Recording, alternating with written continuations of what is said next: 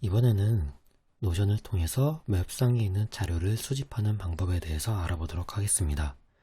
웹상에 있는 자료들을 노션 안에 담아서 언제든지 편하게 보고 또 분류할 수 있는 방법이 있습니다. 이를 위해서는 한 가지 프로그램을 설치를 해야 되는데요.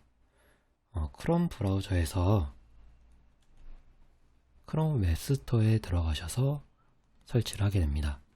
검색어는 노션, 영어로 NOTION만 검색을 하시면 노션 웹 클리퍼라는 확장 프로그램이 나오게 됩니다. 제공업체가 노션.so, 이 노션 공식 회사에서 만든 것으로 굉장히 작동이 잘 됩니다. 크롬에 추가를 해주시고요. 확장 프로그램을 추가하겠습니다.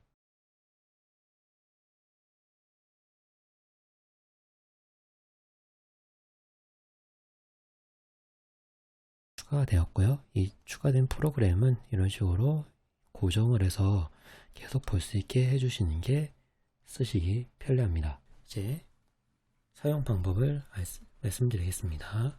인터넷에서 어떤 뭔가 이거는 좀 뒀다 봐야 되겠어 라는 게 있으면 이걸 저장을 하는 거예요. 예를 들어 이런 뉴스가 있을 때 코로나와 관련된 뉴스입니다. 얘를 노션에 저장을 합니다. 그러면 저장을 어떻게 하는지를 여기서 결정을 해야 되는데, 추가 대상에 이렇게 새로운 링크 데이터베이스라는 게 있습니다. 밑에는 뭐 페이지도 있고요, 데이터베이스도 있는데 제일 위에 새로운 링크 데이터베이스를 쓰는 것을 추천드리겠습니다. 이렇게 해놓고 그대로 페이지를 저장합니다. 그리고 우리는 데스크탑 웹을 쓰고 있으니까 데스크탑 웹에서 열어보겠습니다. 그러면 열려고 하겠습니까? 네, 열기를 누르면요. 지금 보시면 왼쪽 사이드바에 기존에 없던 나의 링크라는 항목이 생겼습니다. 여기 들어가 보시면요. 방금 우리가 봤던 기사의 제목이 있습니다. 기사의 제목이 있고 옆에는 시간이 적혀 있습니다. 이걸 클릭을 해보시면요. 기사 내용이 나오고요. 사진과 함께 기사의 내용이 그대로 나옵니다. 방금 인터넷에서 이 내용을 볼 때는 옆에 이런 광고들도 나오고 마니보 뉴스 이런 다른 많은 자료들 그리고 댓글 이런 것들이 많이 나오는데, 이 웹 클리핑을 하게 되면은 기사의 본문만 지금 처리가 되기 때문에 기사에 집중해서 내용을 읽을 수가 있고요. 그리고 더불어서 태그를 지원을 합니다. 이거를 읽고 나서 코로나19 이걸로 태그를 해놓으시면은 이런 식으로 선생님들께서 인터넷에서 저장해 놓은 이 자료들, 이게 뭐와 관련되어 있는지 태깅을 해놓고 나중에 편하게 관리를 하실 수가 있겠습니다. 한 가지만 더 한번 해보도록 하겠습니다.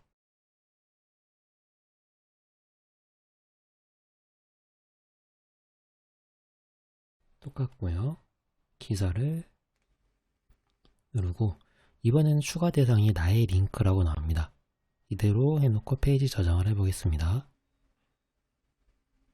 그 다음에 데스크탑 앱에서 열지 않아도요. 이렇게 해놓고 데스크탑 앱에 가서 보면은 이런 식으로 바로 나오게 됩니다. 그리고 언제 이거를 저장했는지도 나오게 되죠. 마찬가지 눌러보고 태그를 코로나 이런 식으로 해놓으면 되겠습니다. 처음 열 때는 한번 로딩이 되기 때문에 밑에 나오는 기사 내용이 조금 시간이 걸립니다. 하지만 한번 이렇게 로딩이 되면 그 다음부터는 편하게 바로 볼 수 있으니 이렇게 인터넷에서 기사뿐만 아니라 각종 리뷰 이런 것들을 모아두셨다가 가입하셨다가 분류하시고 활용하시면 좋겠습니다.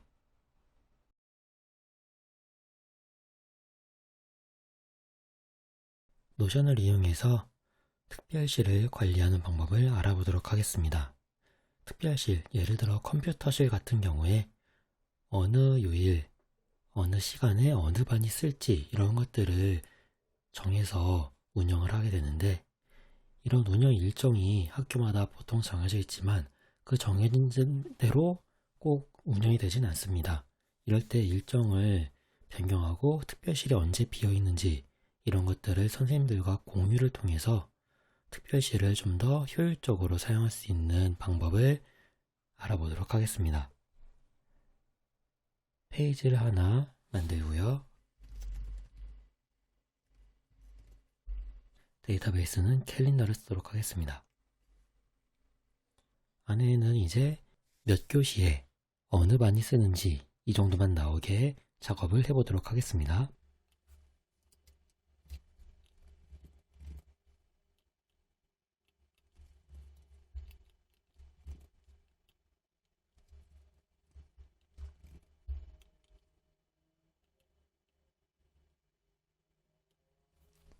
네, 간단하게 적어 보았습니다. 컴퓨터실을 어느 반이 쓰는지, 그래서 예를 들면 8월 16일 날 4학년 1반이 1교시 2교시, 18일 날 6학년 4반이 3교시, 19일 날 5학년 5반이 4교시 이렇게 쓴다고 만들어 두었을 때 이 화면 자체를 다른 선생님들과 공유를 할 수가 있습니다. 공유하는 방법은요, 이 화면 위쪽에 보면은 공유 버튼이 있습니다. 이 노션의 공유는 원래 협업의 기능도 포함하기 때문에 어떤 선생님께서 노션을 쓰고 계신다면 또 노션을 쓰고 있는 다른 선생님을 초대해서 이 똑같은 이 하나의 페이지를 동시에 온라인상에서 작업을 할 수가 있습니다. 근데 그렇게 할 경우에 이제 팀 계정을 사용하고 비용이 발생하는 문제도 생기고요. 결정적으로 다른 선생님께서 노션을 사용할 줄 아셔야 되기 때문에 여기에서는 거기까지 다루지 않고 그냥 단순하게 웹에서 공유해서 이 화면을 보기만 하는 것들을 소개를 해드리겠습니다. 웹에서 공유를 켜고요. 그러면은 편집 허용, 댓글 허용, 템플릿 복제 허용 이렇게 되어 있는데 이건 그대로 두시면 되고요. 다른 사람들이 복사해 가는 것도 좀 싫다 하시면은 템플릿 복제 허용을 꺼주시면 되겠습니다. 위에 보면요, 주소가 나오는데 주소가 굉장히 깁니다. 이 주소를 조금이라도 줄이기 위해서는 이 앞에 있는 이 부분을 좀 줄일 수가 있습니다. 이 부분을 줄이기 위해서 설정을 조금 바꾸도록 하겠습니다. 설정에 가셔서요, 워커스페이스에 설정에 가시면 이 도메인 부분을 조금 줄일 수가 있습니다.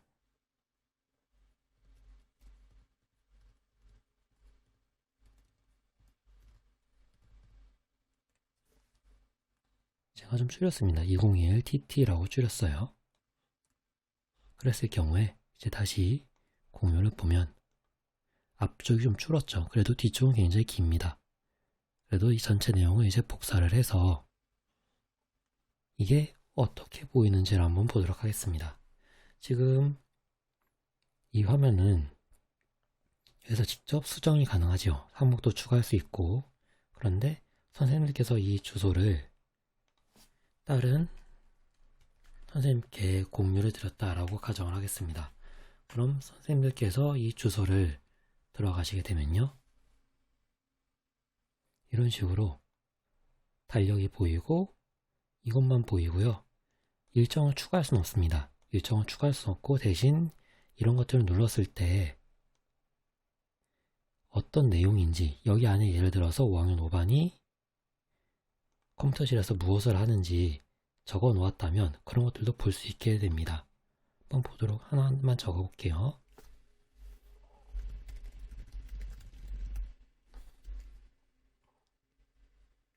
이런 식으로 적어놨다 치면요, 선생님께 공유드린 화면에서도 눌러봤을 때 이런 식으로 바뀐 내용이 바로바로 보이게 됩니다. 그래서 이런 일정들을 선생님께서 보시고 예를 들어 3학년에서 화요일날 3교시에 쓰고 싶어요 라고 선생님께 연락이 오면 선생님께서는 화요일날 3교시에 3학년을 이렇게 추가를 해 놓습니다. 그럼 이렇게 추가가 되고요. 이 추가가 되면은